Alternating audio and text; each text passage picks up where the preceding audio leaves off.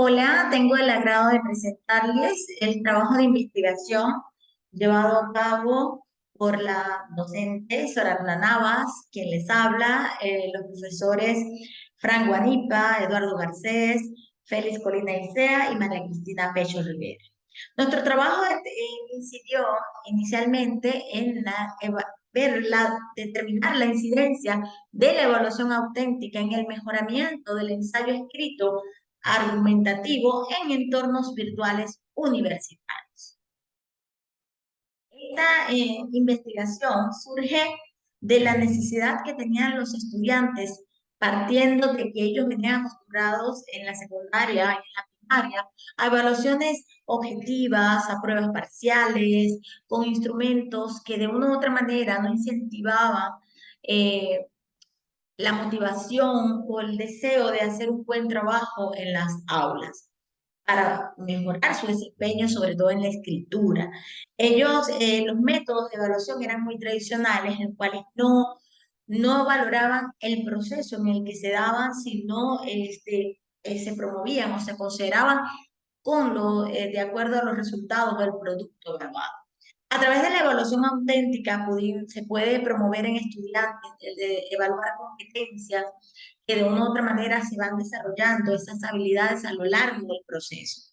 Es por ello que los estudiantes deben hacerse conscientes de lo que les evalúan, deben hacerse conscientes de sus errores. Por ello, en esta investigación aplicamos su proceso de escritura tratando de autorregular todo el proceso desde el inicio de la planificación hasta la redacción final del texto.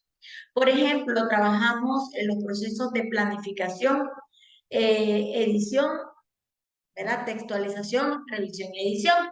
Ellos iban implementando este proceso.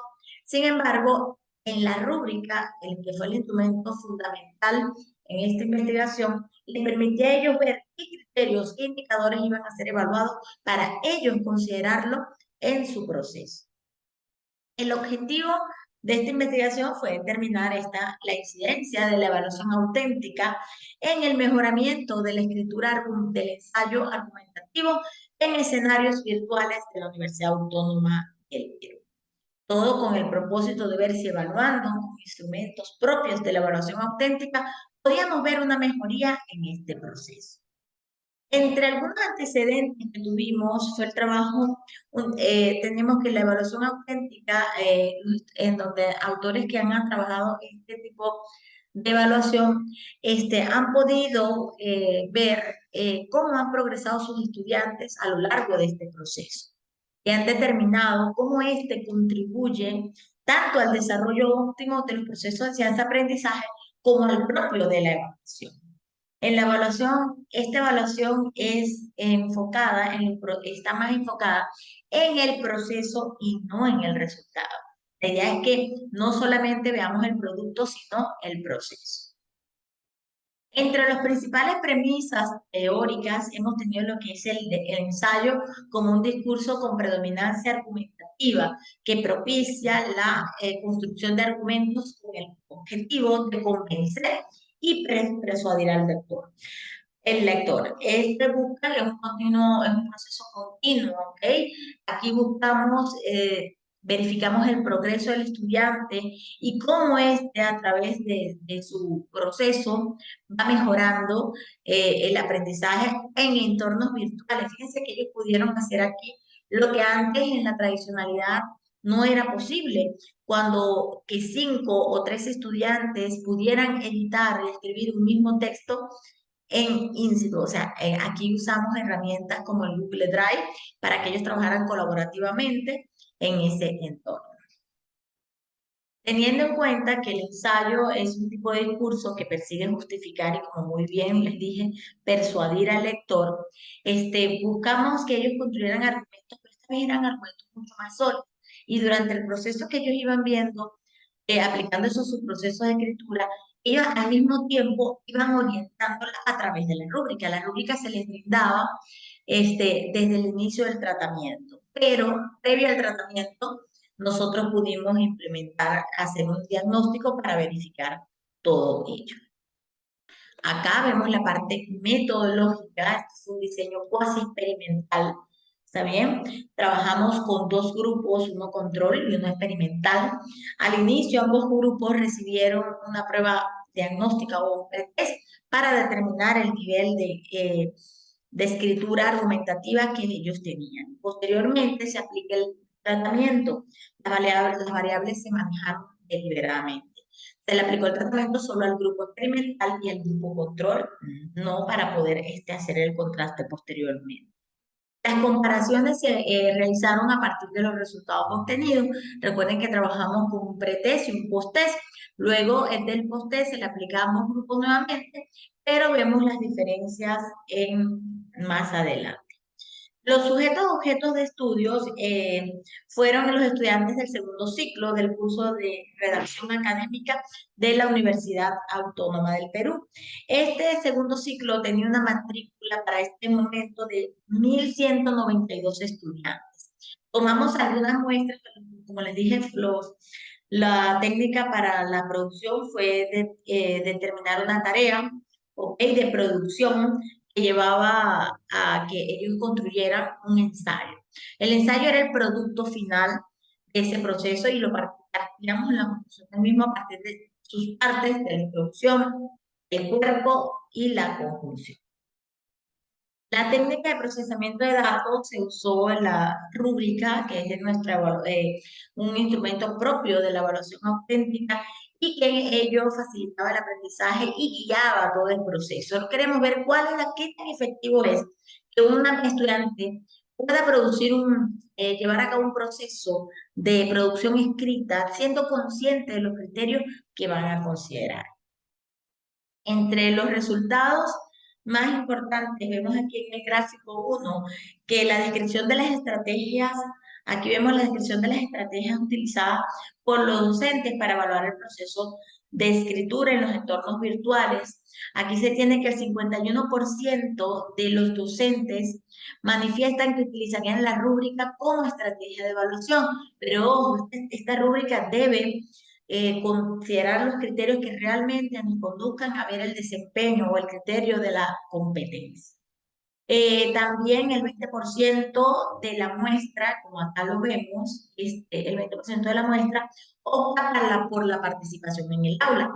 Recuerden que no todo el tiempo, no todos los docentes se dedican a elaborar una rúbrica porque ello requiere de tiempo. El 14.5% por la autoevaluación de productos. Ellos aplican estrategias autorreguladoras, sin embargo, aún así persisten las fallas. Y el 14.5%, otro 14% considera otras opciones.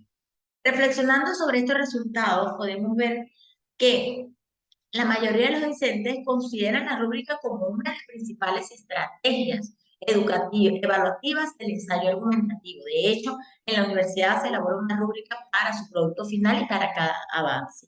Sin embargo, esta más que ser una estrategia es el instrumento de evaluación. ¿Ok? Lo que refleja una confusión en el manejo de términos por parte de los docentes, porque más que lo llaman estrategia, esto es un instrumento. Entonces, hay una cierta confusión y que al hablar de estrategias evaluativas se hace referencia a la forma en que se desarrollará el proceso y de dicha actividad y no como ellos lo plantean. Muy bien. En el siguiente gráfico que tiene que ver con los resultados del indicador de instrumento, como vemos acá, se tiene que el 52% de la muestra utiliza la rúbrica para la evaluación del ensayo argumentativo escrito. El 28% elige la lista de verificación. Ellos trabajan también con listas de verificaciones o algunos le llaman ficha valorativa del proceso, pero que carece de los criterios e indicadores que sí podemos ver en la rúbrica. El otro 12% utiliza la cartera y lo que llamamos una carpeta que ofrece el campus virtual de la universidad, y el otro 8% restante tiene otras opciones. Ahí tenían que si pruebas objetivas, las exposiciones, pruebas escritas, entre otros. Para evaluar lo que puede, es importante que si la mayoría de estos docentes consideran la rúbrica como el principal instrumento para evaluar el ensayo argumentativo, puede convertirse en una fortaleza, ¿ok? En una fortaleza en el desarrollo evaluativo en esta universidad. para que este proceso se dé efectivamente, sobre todo en contextos virtuales que requieren de un mayor andamiaje, ya que sensibilizan a los estudiantes sobre lo que deben producir y por lo tanto, son autoexigentes. Ellos se autoexigen porque ya saben lo que le van a evaluar, y para poder lograr un constante progreso y una mejora continua, ellos obviamente van a concientizarse, van a autorregularse, y ello va a incidir en la calidad del producto que va a presentar. Acá en el gráfico número 3 les presento los resultados del indicador de criterios de la evaluación, en el que se puede observar que el 50% considera el criterio de desarrollo de argumentos que debe ser considerado en la evaluación. El 25%, por acá lo vemos, elementos que componen cada párrafo. El otro 15%, los aspectos gramaticales. Y el 10% restante, considera otras opciones. Entre esas otras opciones se da mucho lo que es la parte gramatical. Pero la habilidad escrita es mucho más que ortografía. Con base en estos resultados, en esta dimensión, podemos decir que la mitad de los docentes entrevistados le dan mayor énfasis a la exposición de argumentos en el ensayo, ignorando los elementos de gran relevancia como la contextualización del problema, el enfoque de la tesis, el problema, entre otros, que son fundamentales en la elaboración de un texto, sobre todo en este caso, un ensayo que tiene una predominancia argumentativa. Es necesario señalar que los docentes consideran los elementos básicos que componen la estructura del ensayo argumentativo, según Ordóñez 2001. Pero a la hora de evaluar, hacen énfasis en otro elemento. En el gráfico 4 se muestra el porcentaje relevante para el diagnóstico de la calidad del ensayo escrito argumentativo. Aquí vemos recuerden que trabajamos con los estudiantes del curso de escritura de redacción académica de la Universidad Autónoma del Perú. En la fase de diagnóstico se les pidió a los estudiantes que construyeran un ensayo, ¿ok?, argumentativo, considerando todas las partes que este tiene. Sabes que señalar que en la primera fase no se les presentó la rúbrica, sino que se les pidió que elaboraran su ensayo de manera espontánea, y cabe aclarar que en este inicio los estudiantes ya habían tenido una explicación magistral de lo que es el ensayo, ¿ok? De sus partes, de su estructura de introducción, cuerpo y conclusiones, y las estrategias que podían implementar. En la introducción del ensayo podemos ver acá, se puede apreciar que solo el 40% de los estudiantes lograron contextualizar el tema abordado, ¿ok? Asimismo, también se puede ver que el 60% planteó un objetivo, ¿ok? Y un 50% asumió a un cargo o tesis, ¿ok? También vemos acá, más adelante, que el 40% de la muestra justificó su posición, o sea, encontró argumentos válidos, y solo el 20% utilizó las estrategias argumentativas. El 30% de los estudiantes de los textos mostraron una jerarquía lógica. En general, en esta parte, los ensayos no cumplieron con el número de párrafos solicitados, y tampoco había un orden jerárquico. No le habían dado solidez a las ideas, faltaron explicarlas, hacer citaciones, mostrar datos, cifras que de una u otra manera le demostraran que su idea principal o que su tesis era válida. Tampoco había coherencia intrapárrafos ni un buen uso de conectores y referentes. Finalmente, en este párrafo, la conclusión, tenemos que el 45% de la muestra graficó su posición sobre el tema. El 35% sintetizó adecuadamente los argumentos presentados en el cuerpo. Por otra parte, el 70% de los textos analizados presentaron fallas relacionadas con aspectos formales del lenguaje, entre ellos signos de puntuación, entre ellos ortografía, falta de relación entre elementos cohesivos, lo que influye mucho en lo que es la construcción de oraciones. Teniendo en cuenta los resultados anteriores, podemos ver que se ratifica la opinión o la postura de Stewart cuando en 2010, y de Cano 2015, cuando afirman que los elementos e instrumentos vinculados a la evaluación han cambiado, ya que han pasado de ser algo reservado a conveniencia de realizar a ellos conocidos. O sea, ya nosotros no debemos esconder la manera en que vamos a enseñar a los estudiantes. Nosotros debemos de explicarles qué van a hacer, de qué manera se les va a evaluar para que ellos puedan realmente tener un mejor trabajo. En la implementación luego en el post-test, luego del tratamiento, hemos visto un crecimiento en los estudiantes. Hubo un 60%, 65% de que los estudiantes mostró que logró contextualizar el texto. Aquí vemos, llegamos al 70% pudieron contextualizar, porque ya ellos tenían claro en la rúbrica que se exigía la contextualización como un indicador. También pudieron, el 90% de la muestra presentó un objetivo, una postura, un propósito en su ensayo, y el 85% también mostró lo que es la tesis. En cuanto a los argumentos que presentaron, se tiene que el 85% observó, aplicó, fijó argumentos sólidos, los pudo desarrollar, aplicó estrategias el 75% y el 70% de los textos muestran una jerarquía lógica. Aquí vemos un crecimiento, un mejoramiento en la construcción del ensayo a través de la concienciación del estudiante en el uso de la rúbrica. Recordemos que en el pretest el estudiante se le dio una clase magistral y aún así se presentaron porcentajes altos de deficiencia. Ahora, luego de una preparación, una explicación clara y se le brindó la rúbrica con anterioridad, el estudiante pudo mejorar su desempeño. En cuanto a las conclusiones, se tiene que el 90%, acá lo vemos, de los redactores reafirmó su tesis, el 85% hizo la síntesis de los argumentos y prevaleció en un 25% algunos errores de tipo formal como ortografía, ¿ok? Pero no de marcadores del discurso. Por ejemplo, no vimos de las propiedades del texto. En resumen, podemos decir que los estudiantes lograron, aplicaron algunas de las estrategias argumentativas que se les explicó en las clases magistrales, hubo una mejor fundamentación de sus ideas, refiriéndose a las fuentes y los resultados, a las fuentes consultadas para darle mayor validez. Tenemos textos más sólidos, más complejos y mucho más válidos porque tuvieron daban soporte con citaciones, ejemplos, entre otros.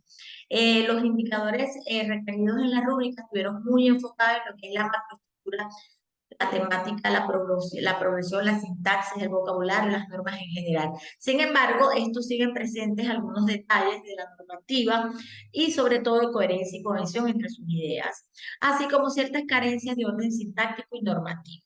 Estos resultados reflejan una mejora significativa en la composición de texto por parte de los estudiantes, que si bien aún existen deficiencias, hay que reconocerlo, en la construcción de la calidad del texto del ensayo argumentativo, se observa una mejora bastante significativa en cuanto a sus dimensiones de introducción, cuerpo argumentativo y conclusiones, lo que reafirma lo planteado por Valverde 2014, cuando plantea que es la evaluación auténtica para el aprendizaje que está orientada a la valoración de competencias en las que el alumno tiene un papel activo. Cuando el estudiante tiene un papel activo en su evaluación, obviamente vamos a tener un mejor resultado. Asimismo, se reafirma que en el contexto virtual la rúbrica es un instrumento ventajoso para llevar a cabo un proceso de evaluación adecuado a las necesidades y demandas educativas. ¿Está bien? Nosotros tenemos estudiantes en la modalidad virtual y ellos deben tener el mayor andamiaje, el mayor conocimiento de sus resultados, ¿ok? De lo que van a hacer, porque aquí lo van a necesitar muchísimo. En conclusión, podemos decir que los resultados de este estudio permiten afirmar que la evaluación auténtica permite al alumno tomar conciencia de los aspectos sobre los que va a ser evaluado antes de realizar las actividades. Cuando el estudiante tiene control sobre lo que se evalúa y es consciente de lo que debe producir, entonces se exige a sí mismo y con ello se logra el proceso constante y la mejora continua del producto que va a generar. Esto ha sido nuestra experiencia en la investigación de la evaluación auténtica y su incidencia en el mejoramiento de la construcción de un ensayo argumentativo de los estudiantes de la Universidad Autónoma de Perú. Espero haya sido de su agrado esta presentación.